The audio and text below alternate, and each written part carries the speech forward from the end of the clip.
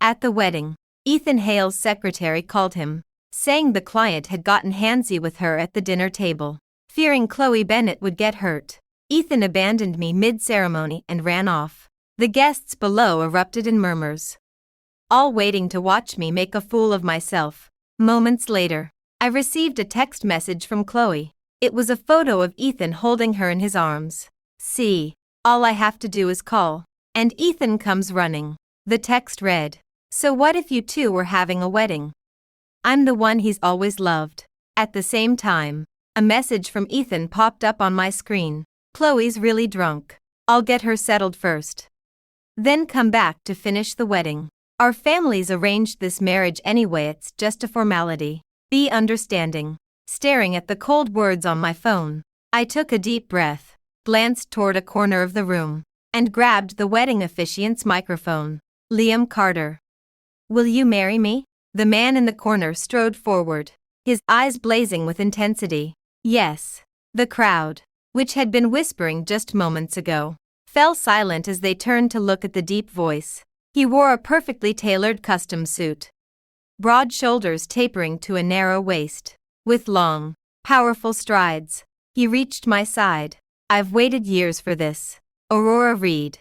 Finally, if the groom bails, you just get a new one. There are plenty of men in the world." After the wedding ended and the crowds dispersed, I picked up my phone and saw a message Ethan had sent 2 hours earlier. It was just 4 short words. "Wedding cancelled." I'd spent 2 months planning every detail of that wedding. How could it be cancelled just because Ethan said so? I was still staring at my phone when a fluffy head rested on my shoulder. Liam wrapped his arms around me from behind. "Aurora Reed, you'll be happy married to me, I promise." He snatched my phone out of my hand. "Stop looking at that. You've had a long day. Let's go to the hotel and rest. Then we'll get our marriage license tomorrow." I raised an eyebrow. "You're making me stay at a hotel." I didn't have a home in this city. The only place that had ever felt like home was Ethan's. At least I had all my documents on me, so I wouldn't have to go back there.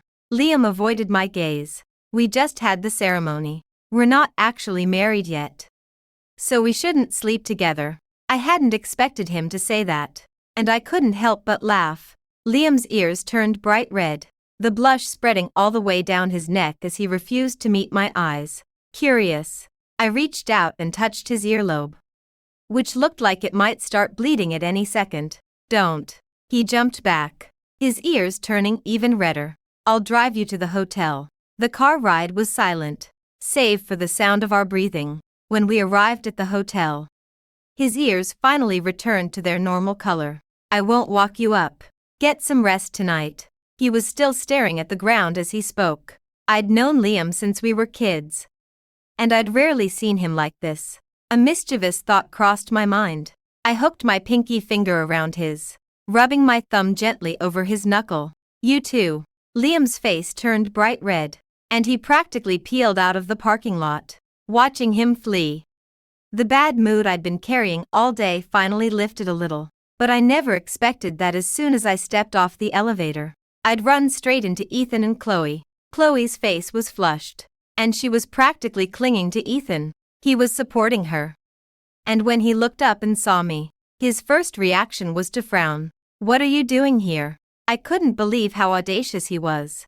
They'd just come out of a hotel room together. His tie was gone, and the top buttons of his shirt were undone, revealing faint hickeys on his neck. I said nothing and tried to walk past them.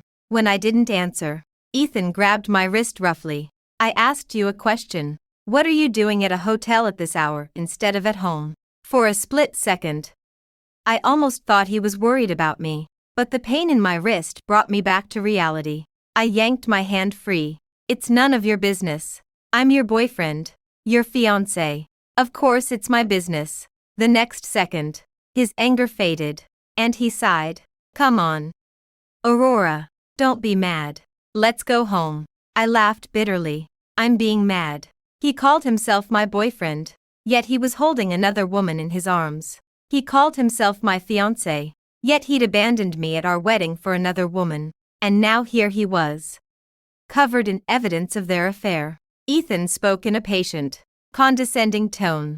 I explained it to you before I left, didn't I? You can't just run away from home because you're upset. Be good.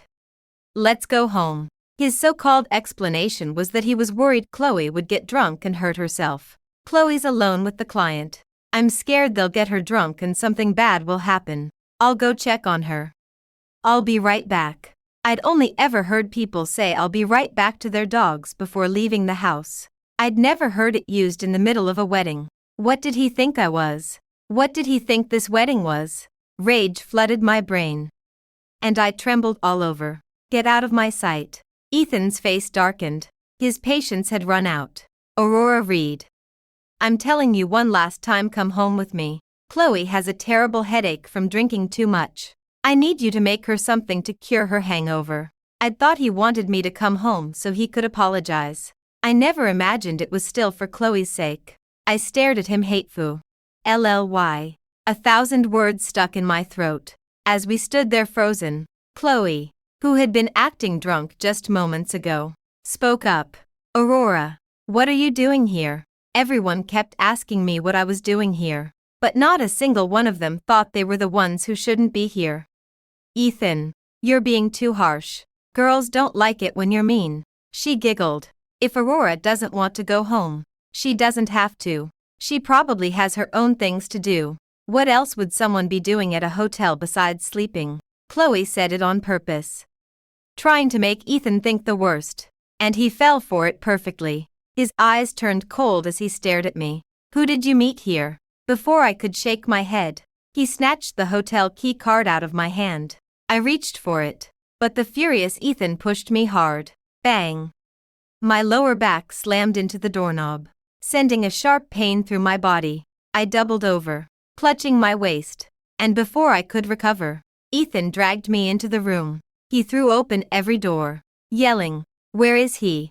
Your side piece. Get out here." Still in pain, I stumbled after him. There's no one. I'm alone. He didn't believe me, but after searching the entire room and finding no one, he pushed me onto the couch. He leaned over me, his hands on either side of my body, his eyes dark with rage.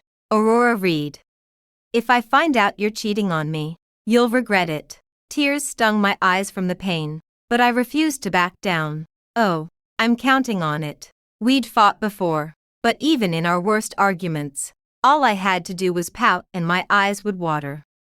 And Ethan would back down, no matter how harsh my words had been. But now, Ethan grabbed my chin and whispered, so only I could hear, "Think about the paintings." He let go of me, wrapped an arm around Chloe, and walked away without looking back. The door slammed shut, and I collapsed to the floor. Silent tears streamed down my face.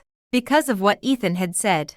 Ethan was an artist who ran his own art studio. When we first met, he wasn't an artist yet, just a poor art student. I'd just had a huge fight with my parents and moved to Southport alone.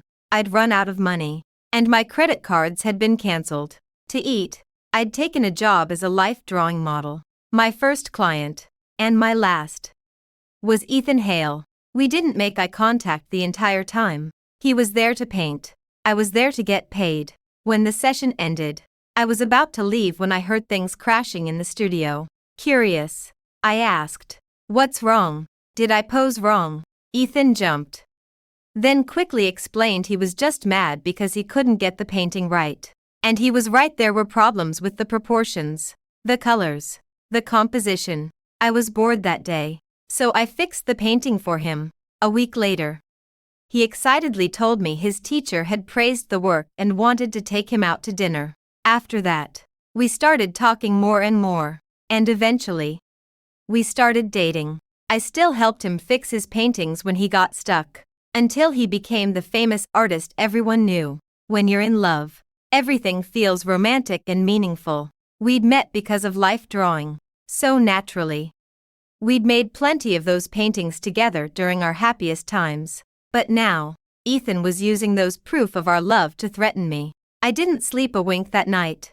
When Liam arrived the next morning, he saw the dark circles under my eyes. He opened his mouth several times to say something, but never did. The car ride was silent again. But the atmosphere was completely different from the day before. I was anxious. And Liam was anxious too. We drove past the county clerk's office without stopping. I thought we were getting our marriage license today, I asked. Liam pressed his lips together. First, we're going to take wedding photos. Let's go pick out a dress. Exhaustion from staying up all night washed over me, and I didn't bother asking why he'd changed the plan. When we arrived, Liam went to park the car. I'd just stepped into the bridal shop when I saw Ethan and Chloe. Chloe was standing under the lights in a white wedding dress, smiling happily. Ethan, do I look pretty? Ethan was standing opposite her in a matching suit. He leaned down and kissed the back of her hand. You look beautiful. I stood in the distance, watching their sweet interaction. Chloe had always called him Mr. Hale when she was his secretary, but just now, she'd called him Ethan, so intimate. They didn't look like boss and employee at all. They looked like a couple. They didn't see me. Chloe walked over to Ethan and leaned against his side. Then I'll take this one. Let's go take photos. Ethan didn't move. Just when I thought he would. Effuse, he said. Chloe, wait for me a little longer. Tears immediately filled Chloe's eyes. I'll wait for you, Ethan. But you have to tell me how long. Do you have any idea how much it hurt yesterday? They hugged tightly, and I felt ice cold all over, even though I'd suspected their secret relationship the day before. Hearing their words made me realize there was more to it. The next second, Ethan raised his hand and swore, Chloe, as soon as I'm fully established, I'll marry you. You know I only married Aurora Reed out of necessity. Everyone in the industry knows our relationship. I need her right now while I'm still building my career. Yes. Everyone knew Ethan Hale's fiancée was Aurora Reed, not just because we'd been together for so long, but because I'd been the one building his career all these years. An artist is worth nothing before they become famous. All those years, I'd worked my own job to support Ethan and his art dream. When he finally started to make it, I quit my job to run his studio for him, because we worked so closely together. Everyone in the industry knew who I was. People aren't defined by their jobs. But running the studio meant I had to deal with a lot of men who tried to hit on me, even when Ethan desperately needed those contracts. The money, the fame. He'd still blacklist any client who disrespected me and refused to work with them ever again. When a female client asked him to paint her portrait, Ethan had said, in that dramatic, loyal way of his, the only woman I will ever paint is my girlfriend, Aurora Reed. So when did it change? When did Ethan stop needing me? When did he stop painting me? When did he even stop letting me come to the studio? Chloe, you know you're the only one I've ever loved. Ethan's voice pulled me out of my memories. From high school until now, you're the only woman I've ever loved. Look. I even have our couple tattoo here, your birthday. You have to believe me. The world spun around me. Ethan had a tattoo on his chest. Half a butterfly and 4 numbers. I'd asked him once, why only half a butterfly? What does it mean? He'd told me it was art, the beauty of imperfection. He'd said the numbers were the day he'd fallen in love with me. I'd believed him. I'd even gotten a flower tattooed on my waist, stupidly thinking that butterflies are always drawn to flowers. I stood there staring at them, not even noticing when Liam walked in. What are you looking at? Liam's voice caught Ethan and Chloe's attention. When Ethan saw me, a flash of panic crossed his face, but he quickly recovered. What are you doing here? I told you to go home. Are you following me now? I just stared at him, annoyed at being ignored. Ethan's face darkened. I asked you a question. When are you coming home? He reached for my arm, but Liam stepped between us. Dude, talk with your words. Don't touch my wife. Your wife. Ethan frowned. Aurora. This is ridiculous. You don't have to hire an actor just to make me jealous. Chloe walked over slowly. Ethan, Aurora's probably just upset. You should apologize to her. As she spoke, she seemed to trip on her dress and fell forward right into Ethan's arms. Are you okay? Did you hurt yourself? Ethan forgot all about putting on a show for me. The concern on his face was almost painful to watch. I took a deep breath. Disgusting. I turned to leave with Liam. But Ethan shouted after us. Stop. I haven't asked you yet, who is this guy? Suddenly, it hit him. Is this your side piece from last night? His words got worse and worse, and he was dragging Liam into it. I had no choice but to turn around and face him. Ethan Hale, are you out of your mind? What right do you have to question me? The second you ran away from our wedding, we were done. He laughed like he'd just heard the funniest joke in the world. Done. When did I agree to that? He tried to grab me again, but this time Liam didn't hold back. The second Ethan's hand touched me, Liam grabbed his wrist, twisted it behind his back, and pinned his shoulder down. I warned you, dude. Be nice to my wife. Who the hell is your wife? Liam smiled, pulling out his phone and showing Ethan his lock screen a photo of us at the wedding. My wife. Beautiful, isn't she? He turned to me and winked. When are we going to get that marriage license? Baby. Watching Ethan's shocked face felt amazing. Right now. I wasn't lying. I still had all my documents in my pocket. Liam froze for a second, then whistled. Ethan recognized the wedding decorations in the photo. His eyes widened, and he roared, Aurora Reed, who gave you permission to get married? I looked at him coldly. Isn't this perfect? Now Chloe doesn't have to wait for you anymore. We can both marry our first loves. It makes perfect sense. I walked away without looking back, ignoring the shocked looks on both Ethan and Liam's faces. As I passed Chloe, I looked her up and down. If Ethan really cared about you, he wouldn't have let you try on this dress.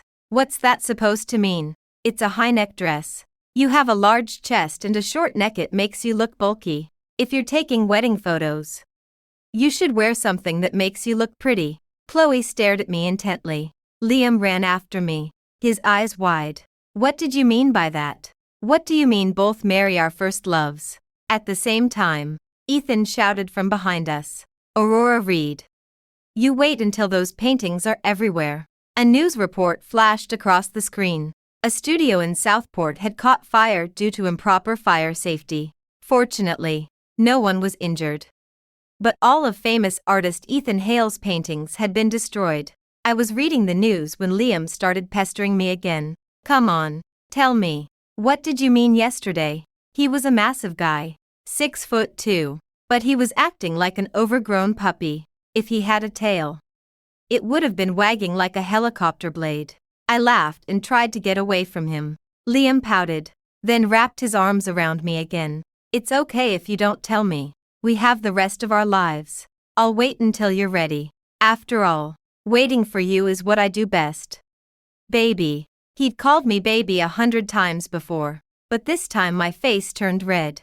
Yes, we'd gotten our marriage license. That afternoon at the bridal shop, I'd dragged Liam straight to the county clerk's office. After we left the bridal shop, he'd kept pestering me about the first love comment. He didn't mention wedding photos or the marriage license, just that one question. I'd gotten so annoyed that I'd pulled him out of the driver's seat, pushed him into the passenger side, and driven straight to the county clerk's office.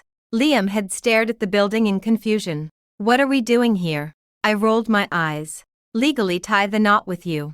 From taking the photo to getting the marriage license. Liam was in a daze. It wasn't until the clerk handed him the marriage license that he finally snapped out of it. He picked me up and spun me around, yelling, Aurora Reed, you're my wife now. Watching how excited he was, I looked at him properly for the first time in years. Maybe we'd missed out on so many years because of a misunderstanding. But I still knew him, just like I'd known he'd have his ID with him when I dragged him to the county clerk's office. Because I knew he'd always been ready to marry me. That was the unspoken understanding we'd built over 20 years of knowing each other. I was staring at him, lost in thought, when Liam stole a kiss. I laughed and pulled away. The studio fire was because of improper fire safety. Liam chased after me, biting my lower lip gently. If you're going to burn his paintings, you need a good reason. Something that doesn't involve you as his manager. Something that can be swept under the rug.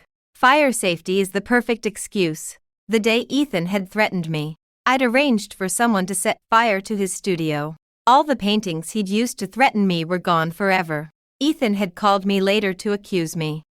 But he had no proof. At the same time, I'd resigned from my position as his studio manager. After I left, all the employees I'd hired quit too. Now Ethan and Chloe were stuck cleaning up the mess themselves. At that moment, I said, "Want to come home with me to meet my parents?" Liam hugged me tightly. "You've been gone for so many years. Your mom and dad miss you so much. Don't be mad at them anymore.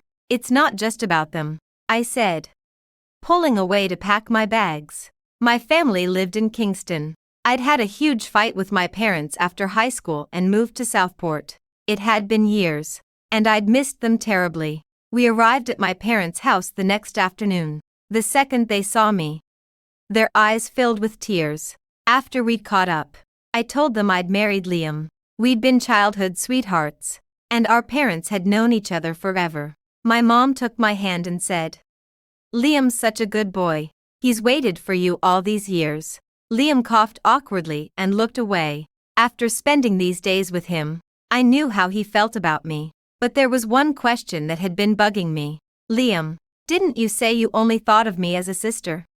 Those words had come from 19-year-old Liam.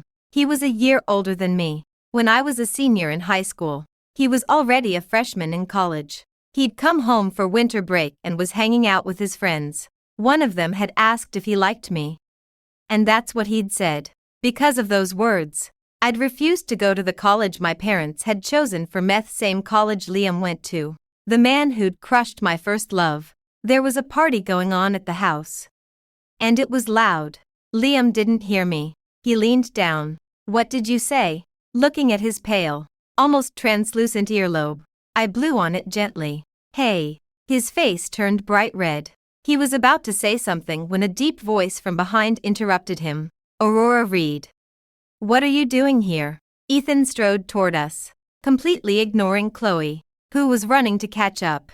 "I've been calling you. Why haven't you answered? How long are you going to keep this up?" I couldn't believe he still thought I was just mad at him. I looked at him, amused. Liam stepped in front of me, annoyed. "Dude, what's your problem? Do you have a thing for harassing other people's wives?" He held up my hand, showing off our wedding rings. Ethan just laughed coldly. "So what if you're actually married?"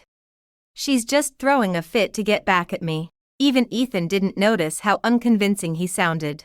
Liam was speechless at his audacity. Chloe finally caught up and wrapped her arm around Ethan's. "Ethan, it's such a coincidence running into Aurora here. I'd been gone for years.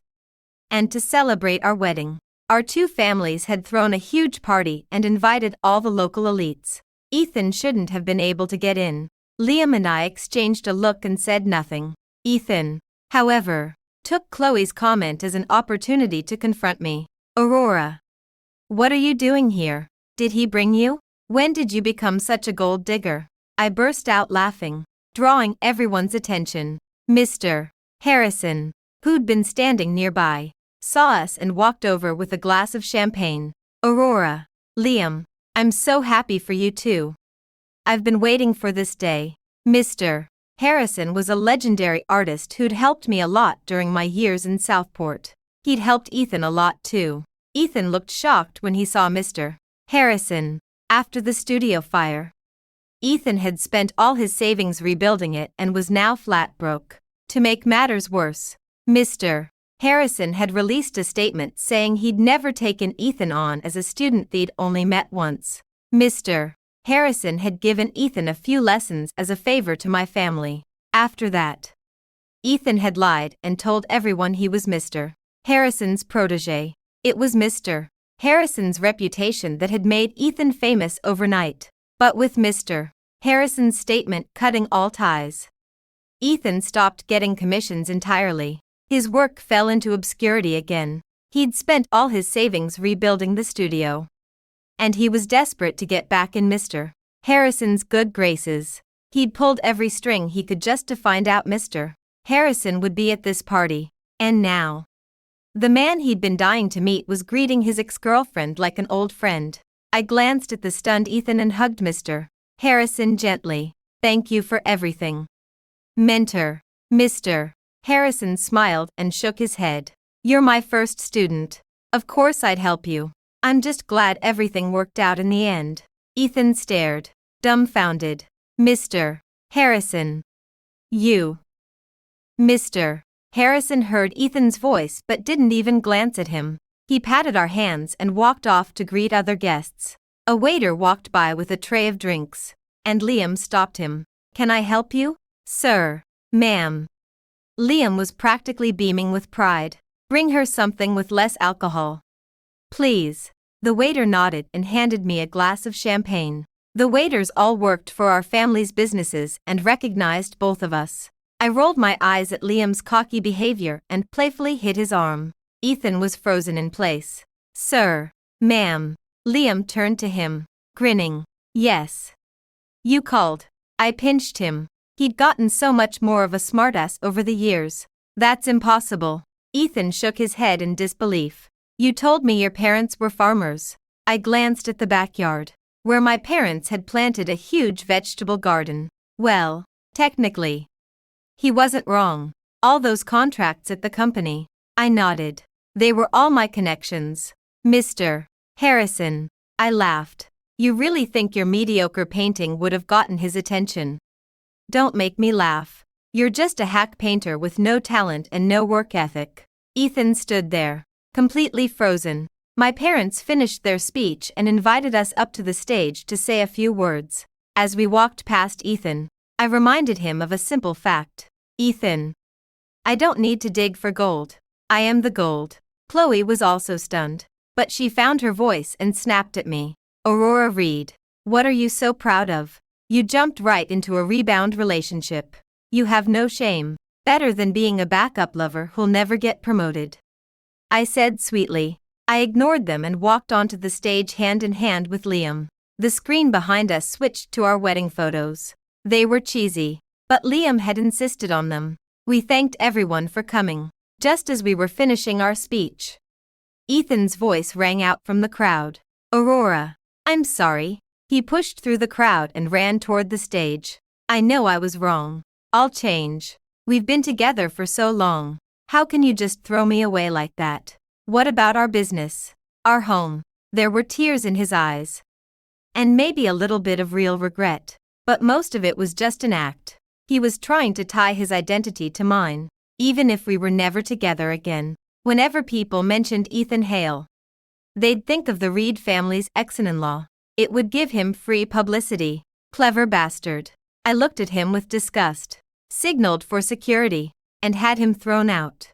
At the same time, I made it clear that the Reed family would never do business with him again, which meant no one at the party would ever work with him either. After the party ended, we were leaving when we saw Ethan waiting by the door. He saw me and tried the same act again. But this time there was no audience. I'd had enough. Ethan Hale. You really are a man who knows when to grovel, aren't you? Where was this attitude when you ran away from our wedding? Where was this regret when you were sleeping with Chloe? Watching his face turn pale, I said coldly. Don't talk about our home. It makes me sick. And yes, we were together for a few years, but those years don't even add up to a fraction of the time I've known Liam. Do you really think I chose you because I loved you? Ethan's eyes went blank, and his lips trembled. Don't say that. Please. Who would trade fine dining for plain oatmeal? I laughed. I got in the car and left, leaving Ethan utterly devastated. As we passed Chloe, I smiled and said, better work hard to get that promotion. You wouldn't want there to be another Aurora Reed after me, would you? I knew my petty triumph looked ugly, but it was nothing compared to the anger and humiliation I'd felt. After all, if it hadn't been for Liam, I really would have married Ethan Hale. Liam and I had a second wedding in Kingston. This time, Liam planned everything himself from the decorations to the guest list. He even wrote all the invitations by hand. The night before the wedding, even though I'd already been married once, I was so nervous I couldn't sleep. I texted Liam, "Are you awake? Come out and talk to me." Our houses were right next to each other. But he texted back, "No way. It's bad luck for the bride and groom to see each other the night before the wedding." It was an old tradition, but he was stubborn about it. Just like how 80-year-old Grandpa Carter had insisted on writing us a handwritten traditional marriage certificate. His entire family had taken marrying me incredibly seriously. You really can't compare people. I suddenly thought back to my wedding with Ethan. It had looked luxurious, but it had just been another networking event for him. The engagement gifts had gone from a promised 5-piece jewelry set to 3 pieces, and in the end, all I'd gotten was a second-hand gold bangle his mom had yanked off her wrist at the last minute. Our wedding video played on all the city billboards in Kingston for 3 days. I was embarrassed, but Liam said, "I need everyone to know that I finally got you." Looking at his intense eyes, I looked away nervously and mumbled, "You're the one who rejected me first. Now you're acting like the romantic hero." This time he heard me. He chased after me, asking what I meant. He even kept pestering me about it when we went for our physical exams after we got back to Southport. "Come on, tell me." Or when the doctor asks if I have any pain, I'm going to say my heart hurts. I raised an eyebrow. My wife is keeping secrets from me. It hurts so bad my heart's cracking in two. Of course it hurts. He fake cried, and I quickly covered his mouth. Fine, I'll tell you. Just stop being ridiculous. His little trick worked, and he was grinning from ear to ear for the rest of the exam. We were planning to start a family. So we'd gone to the reproductive endocrinology department to get some information. As we walked past the women's health clinic, we saw Ethan and Chloe. Chloe was crying, holding her stomach. "Ethan, please don't make me get rid of this baby. It's ours. It's already a month old." I wasn't even surprised to hear Chloe was pregnant. A month-old probably conceived the day Ethan had run away from our wedding. "No, we can't have this baby," Ethan shouted. "Aurora's already mad enough at me. If you're pregnant, she'll never forgive me. You have to get an abortion." Chloe cried desperately. "The doctor said I can't have another surgery. If I do this, I might never be able to have kids again." "Ethan, please. This is our third baby. Don't be so cruel. It's our baby." I'd been about to pull Liam away, not wanting to listen to their drama. But when Chloe said it was their third baby, I froze, which meant they'd been together this entire time. A flood of emotions washed over me. Anger at being cheated on for years, frustration at my own terrible taste in men, disgust at Ethan's behavior, and pity for how pathetic Chloe was. Maybe there was something else too, but I couldn't hold back anymore. I pulled Chloe's hand away from Ethan's shirt and looked him dead in the eye. His first reaction was excitement. "Aurora." I cut him off. "Ethan Hale. You are disgusting. How can you be such a coward? There is no chance we will ever get back together. Not just because of Chloe, but because you're not good enough for me. Even if Chloe didn't exist, I would never look at you again." I ignored his frozen expression. "You've kept this woman as your secret for years. And now that we're broken up, you still won't treat her right. She's pregnant with your third child, and all you care about is yourself. What is wrong with you?" My voice got louder, drawing the attention of everyone around us. Some people recognized the once famous artist and started whispering. Ethan was completely humiliated. He hung his head, his fists clenched. "Aurora, I love you." Disgusting. I didn't waste any more words on him. I turned to Chloe, who was still crying. "Can you please have some self-respect? If you're going to be the other woman, at least commit to it. Ethan treats you like garbage, and you just take it. Fight back. For yourself.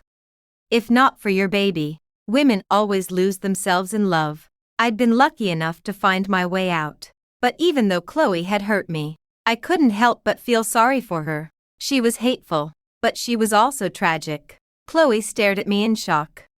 And she was still in a daze when Liam and I left. When we got home, Liam was worried I'd upset myself, so he suggested we go on our honeymoon early. I agreed. Those two weren't going to ruin my happiness. On the beach in Bali, Liam was holding my hand and collecting seashells. I watched him, and finally answered the question he'd been asking for so long.